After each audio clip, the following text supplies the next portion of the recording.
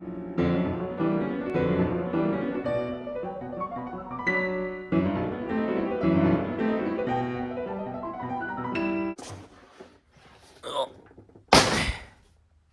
speaker kicks ass.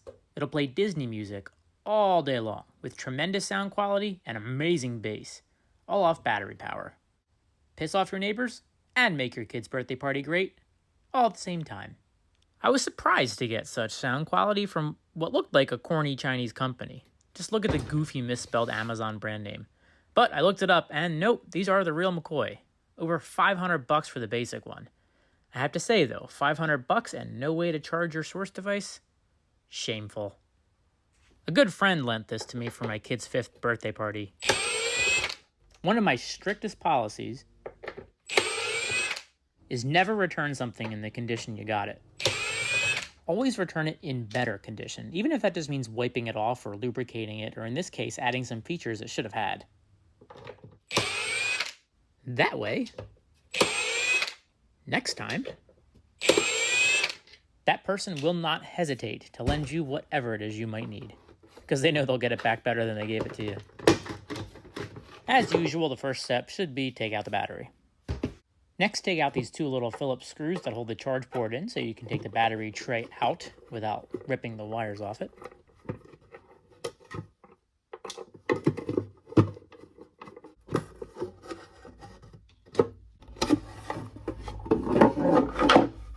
The trick is the power supply. You got a 14.4 volt power supply charging a 12 volt battery.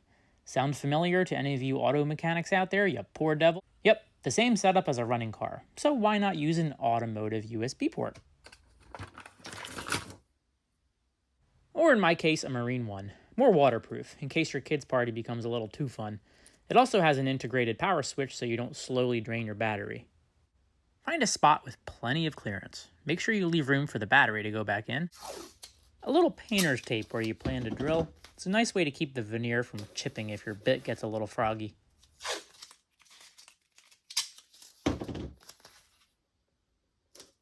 On this soundbox, whatever edition, I'm going right here. 2.5 inches from the back and 7 inches from the left side. The box says 3 cm. Whatever cm, I think it stands for Chinese measurement. I found 1.25 inches pretty close. Yay, fractions! I advise waiting for the warranty to expire before attempting the next step.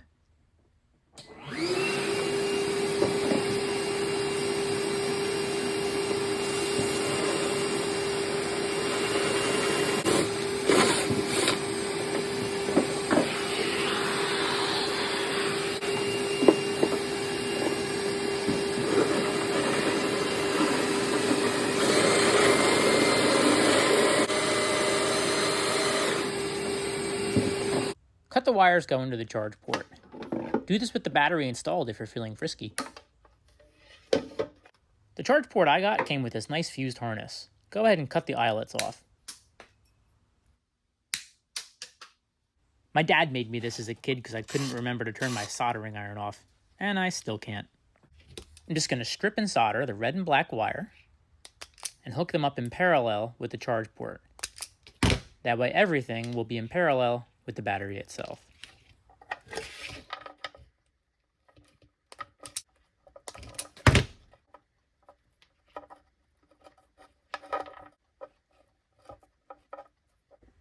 This one's for all the pearl clutchers in the comment section who freak out and leave nasty comments every time I do a solder joint that's not the Holy Western Union splice.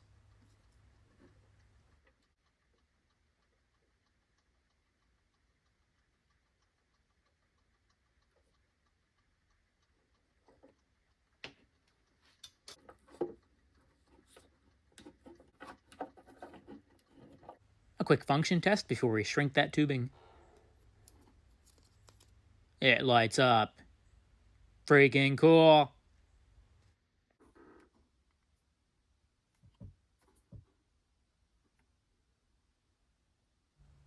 Beautiful.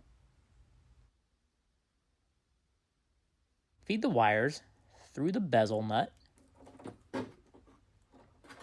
up through the hole, through the bezel for the port, and then plug them into the port itself.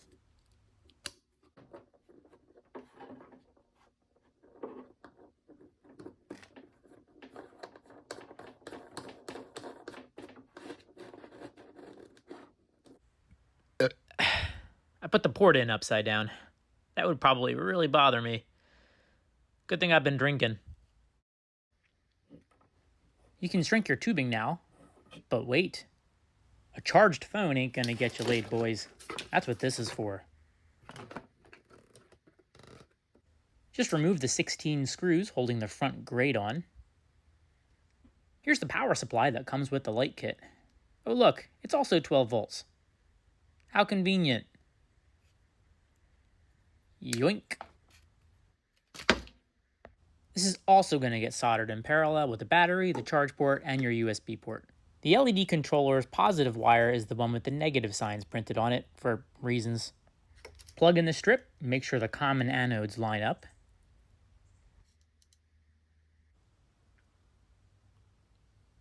Oh yeah, boys, we gonna get some poo.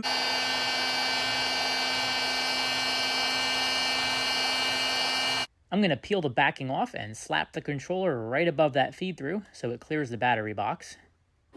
Make sure you wipe off any party dust.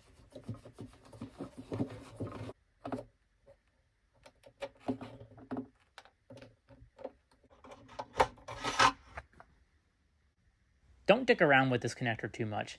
I dicked around with it too much. Fire that soldering iron back up. Carefully feed the wires in and mind the gasket. You can route these any way your heart desires. I'm going to go around the perimeter. Through a slit I'm going to cut in these bumpers. Then around through the slits I cut in the bottom two bumpers also. And back to the beginning.